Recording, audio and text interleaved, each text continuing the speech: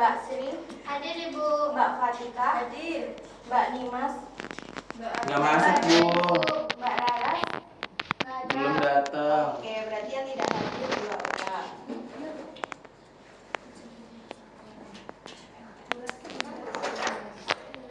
Gimana kabar hari ini anak-anak? Baik Ibu. Ada yang lagi sakit? Ijan. Enggak. Iya, Sakit karena- hati, Bu. Waduh, karena cuaca hari ini atau minggu-minggu kemarin sedang tidak baik-baik saja, maka dari itu anak-anak dihimbau untuk selalu jaga kesehatan. Karena hujan juga sering badai juga, jadi anak-anak harus hati-hati ya. Segera berlindung di tempat yang jauh dari pohon tinggi, bangunan yang tinggi. Ya, Bu. Oke. Siap, Bu. Lalu, ada yang tahu hari ini mau belajar apa? Membangun kesadaran hukum.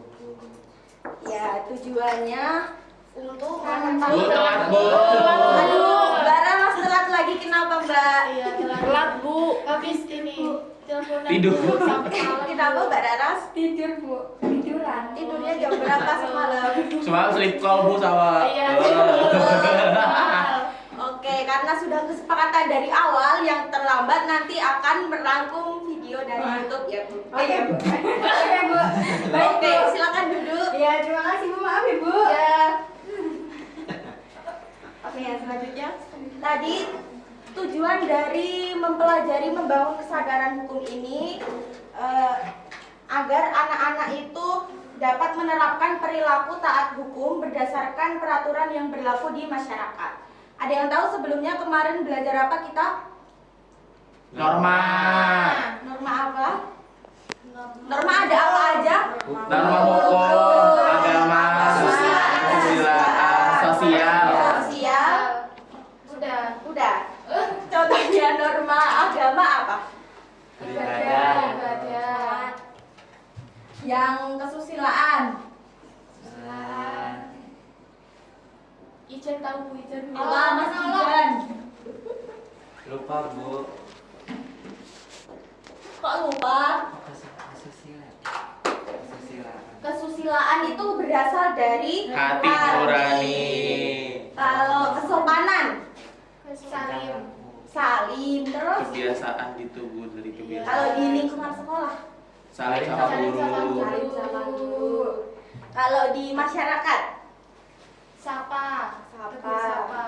Betul. Bu, kata Zidan nggak kelihatan tulisannya. Iya. Yang jumbo. Kata Edelin minta yang warna hitam, Bu. Adeline banyak request deh, Adeline. Kok saya? Jadi norma itu ada norma Hukum. agama dulu. Kata Mbak Sri udah kelihatan, Bu. Agama. Yang kedua ada norma kesusilaan. Ya. Yang ketiga ada norma kesopanan. Iya.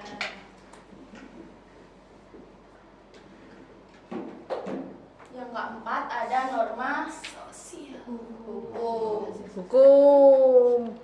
Nah, jadi norma ini juga termasuk dari hukum tidak tertulis. Oke, kita mulai. Nah, hukum ini merupakan sesuatu yang dibuat untuk manusia, bukan manusia untuk hukum. Maka dari itu, hukum berpengaruh terhadap segala bidang kehidupan manusia karena berada dalam tatanan sosial masyarakat. Untuk menjamin keberlangsungan dan keseimbangan dalam hubungan antara warga masyarakat, diperlukan peraturan hukum. Hukum tersebut diperlukan untuk mempertahankan kedamaian, menyelesaikan konflik, dan mewujudkan ketertiban. Maka dari itu, penyusunan peraturan hukum harus memenuhi unsur-unsur. Boleh dibacakan, Mas Ijan? Unsur yang pertama itu ada peraturan mengenai tingkah laku manusia. Yang kedua itu ditetapkan oleh lembaga resmi yang berwenang atau sah. Yang ketiga bersifat memaksa, dan yang keempat adanya sanksi bagi pelanggarnya. Ya. Nah, ini ada gambar yang termasuk perilaku taat. Bu, telat bu. Aduh, siapa ini? Namanya siapa, Mbak? Telat Mbak siapa ini? Telat. Kenapa Mbak telat? Mbak Rizky. Kenapa Mbak terlambat, Mbak Rizky? Sini bangun. Tidur jam berapa semalam? Semalam saya lihat di UGM bu dia bu nongkrong. Iya, Bu. Jam 1 Ibu. Ulang. Oh, jangan diulangi lagi ya, Mbak. Baik, Ibu. Kalau dia Oh iya, nongkrong di karena UGM. sudah kesepakatan Mbak Rizky, jadi nanti yang terlambat merangkum video dari YouTube yang sudah Ibu kasih di grup ya. Baik, Ibu. Ya, terima kasih. Iya Duduk. kan nongkrong dia bu di UGM nongkrong bu. Nah, sekarang anak-anak bisa lihat ini gambar-gambar mana yang termasuk perilaku taat hukum dan mana yang termasuk perilaku melanggar hukum. Ada yang mau maju? Saya Ya, Mbak Delin, yuk silakan. Yang mana? yang taat hukum yang D sama D itu pasti taat hukum. Ya. Terus yang melanggar hukum yang B, C, A itu juga Bu. A juga. Iya, betul sekali Mbak Delin. Nah, jadi kesadaran hukum itu apa sih? Kesadaran hukum merupakan kesadaran terhadap nilai-nilai yang ada dalam diri seseorang terhadap hukum yang berlaku, yakni mengetahui, memahami, mentaati, menghargai, dan melaksanakan hukum yang berlaku.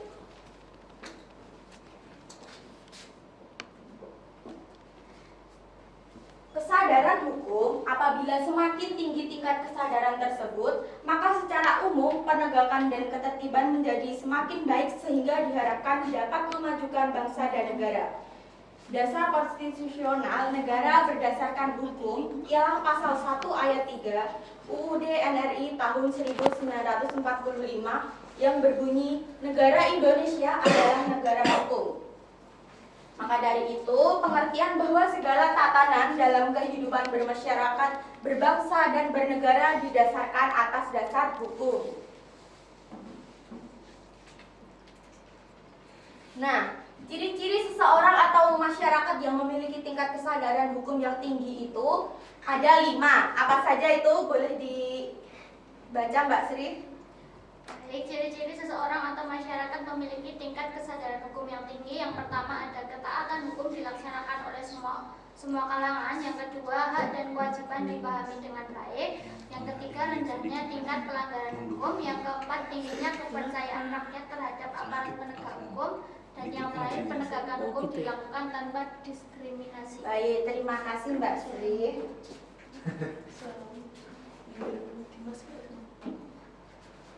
Nah, yang selanjutnya kita akan mempelajari mengenai tujuan hukum.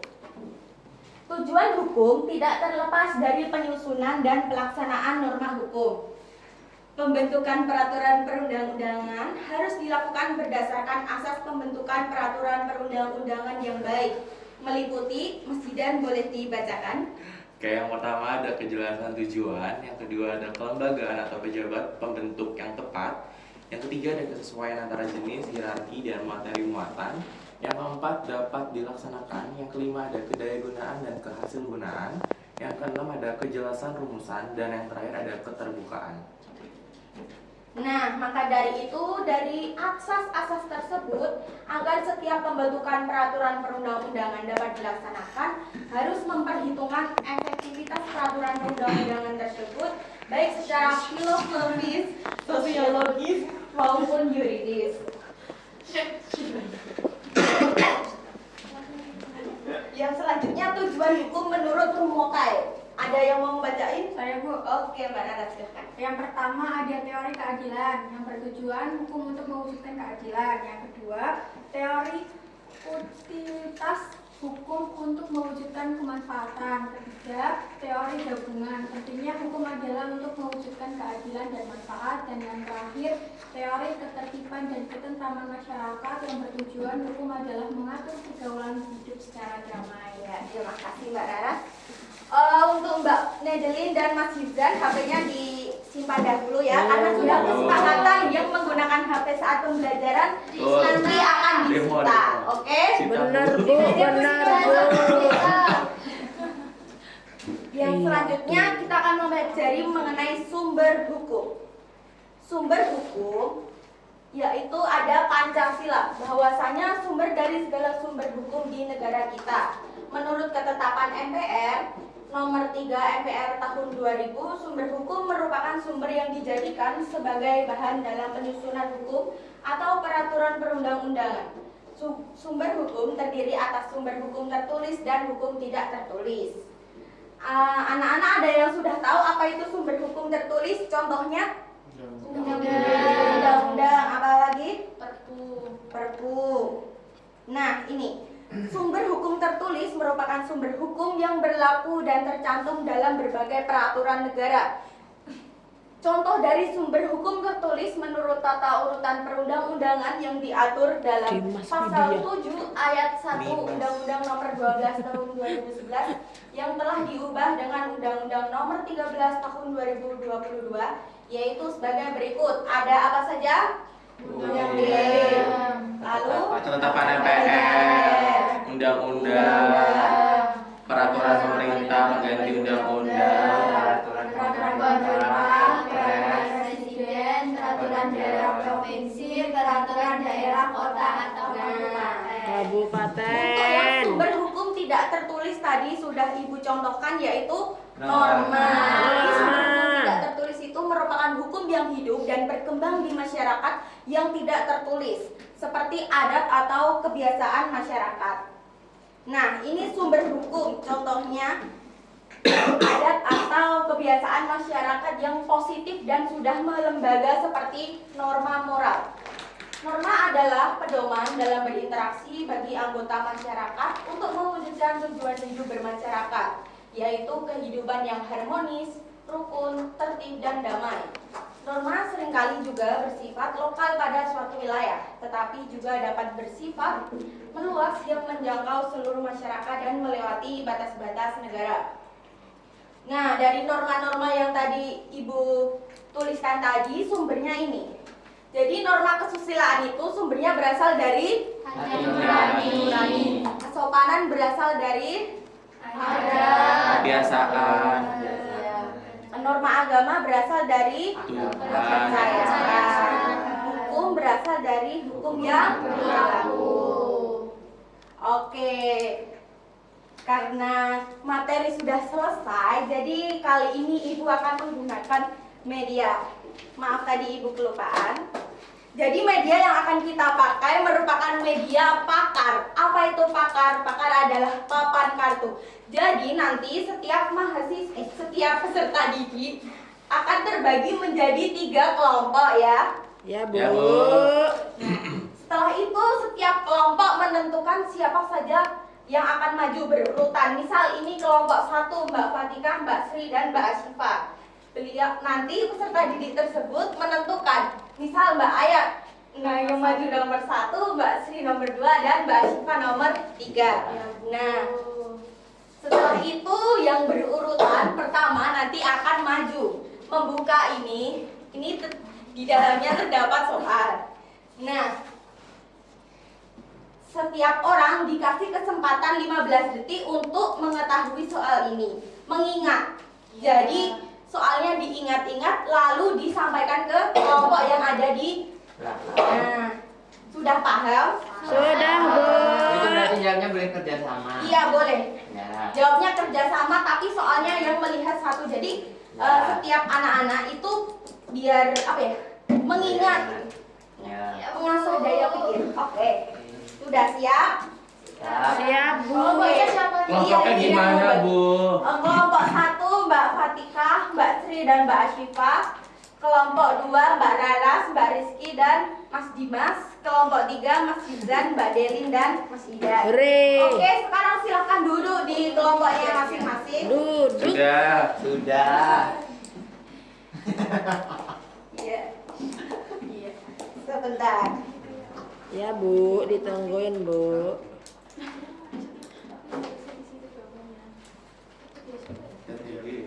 Jadi ada kertas ini. Tapi jawabnya langsung gitu. Nanti Ibu kasih LKPD ya untuk mengerjakannya. Ya, Ya, Bu. Bu.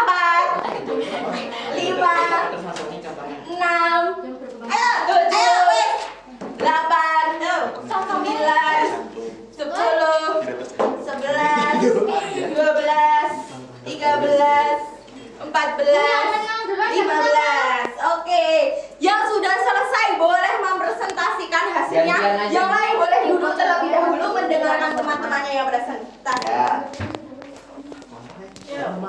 Duduk dahulu ya, Mas Izan dan Mbak Nedelin. Ya. Oke, silahkan kepada kelompok 1. Nomor 1, pengertian kesadaran hukum. kesadaran hukum adalah kesadaran terhadap nilai-nilai yang ada dalam diri untuk mematuhi hukum yang berlaku. Ya, betul. Nomor 2. Yang kedua, yang pertama tujuan hukum menurut Rumokai. itu mewujudkan keadilan dan kemanfaatan dan mengatur pergaulan hidup yang damai. Yang satunya, Yang fungsi hukum menurut Budiono Kusumaharjo yaitu mencapai ketertiban dan keadilan. oke betul. Nomor 3. Nomor 3 itu perbedaan hukum tertulis dan tidak tertulis. Ya. Hukum tertulis adalah hukum yang bersumber dari Undang-Undang Dasar 1945. Contohnya seperti peraturan pemerintah, peraturan dan lain-lain. Terus kalau hukum tidak tertulis merupakan sumber yang kebiasaan yang ada dalam masyarakat seperti norma. Oke, terima kasih kepada kelompok 1. Jawabannya betul atau tidak teman-teman? Betul. Anak-anak yang sudah selesai boleh dikumpulkan. Lo nggak presentasi juga tak? Mengingat waktu ya anak-anak, nanti ibu koreksi terlebih dahulu. Ya. Perasaan hari ini boleh diisi terlebih Oh, ya. dahulu. Gimana sih perasaan kalian hari ini? Ini ayah ya. Kalau 3 Ya. orang berarti ada centang 3. Oh, Sama semuanya, Bu. sama. Asal. Rafa. Apa perasaan Bu. kalian hari ini anak-anak? Apa sih? Boleh dikumpulkan ke depan? Apa ini? Udah. Oke, karena pemenang hari ini adalah kelompok 1, maka akan mendapatkan reward. Yeay. Ya, Bu. Apa ini Wismi? Apa Bu, sama ini? Wismi. Perutku mulus Bu habis makan. Mbak sudah belum kelompoknya? Astaga, Oke, karena sudah selesai, jadi anak-anak sudah bisa menjelaskan apa itu kesadaran, apa itu tujuan dari hukum, terus fungsi dari hukum, terus macam-macam dari sumber hukum. Ada apa tadi? Sumber hukum tertulis dan Tidak tidak tertulis. Contohnya yang tertulis apa? Undang-undang ya. Dan yang tidak tertulis Norma. Nah, baik. Karena pembelajaran pada pagi hari ini sudah selesai, jadi untuk materi besok pembelajaran yaitu mengenai mentaati perilaku taat hukum dan menerapkan perilaku taat hukum. Baik, itu saja yang bisa Ibu berikan pada pagi hari ini. Untuk menutup pembelajaran pada pagi hari ini, berdoa dipimpin oleh Mas Yidan, boleh? Oke. Sebelum kita pulang, mari kita berdoa. Berdoa dimulai. Berdoa cukup. Terima kasih kepada anak-anak, Ibu tutup. Wassalamualaikum warahmatullahi wabarakatuh. Waalaikumsalam.